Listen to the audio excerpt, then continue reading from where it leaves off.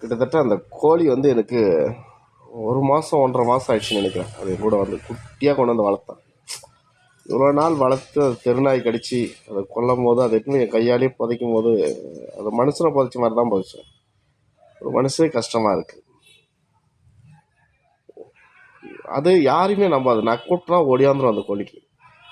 அப்படியே கையில் இருந்தால் உட்காந்துக்கும். முடக்கினா கூட போகாது. பாதி ராத்திரி நான் லைட் போட்டினா கூட அது என்னை பார்த்தா ஓடியாந்துடும். மனசு கஷ்டமாக இருக்குது. சின்ன வயசுலேருந்தே நான் பார்க்குறேன். எல்லோரும் சொல்லுவாங்கள்ல, மனசுக்கு பிடிச்சவங்களாம் என்னை விட்டு போயிடுறாங்கன்னு. ஒரு விதத்தில் அது உண்மைதானோ என் வாழ்க்கையிலன்னு தோணுது. என் மனசுக்கு பிடிச்சி எதுவுமே என்கிட்ட இருக்கிறதில்ல. என்னை விட்டு போயிட்டே இருக்கும். வெளிப்படுத்திக்கிறதுல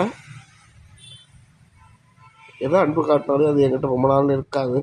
ஒரு வேளை அவங்க ரொம்ப பெரிய இடத்துக்கு போயிடுவாங்க, சந்தோஷமாக இருப்பாங்க. பட் என்னை சுற்றிக்கிறவங்க என்னை ஒரு கேவலமாக தான் பார்ப்பாங்க. அதான் எனக்கு தெரியல. அவர்களுக்கு சபிக்கப்பட்ட ஒரு ஜென்மமாக கூட நான் சில டைம் யோசிப்பேன். பட் ஒன்றும் பரவாயில்ல, கோழி தானே, இன்றைக்கி இருந்தாலே சாக போகிறது தானே. அது வருத்தமாக இருக்குது, கொஞ்சம் வருத்தமாக இருக்குது. கோழி தான், பட் கொஞ்சம் இருந்தாலும் வருத்தமாக இருக்குது.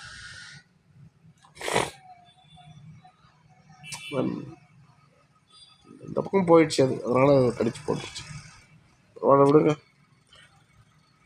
வாழ்க்கை ரொம்ப விசித்திரமானது இல்லை.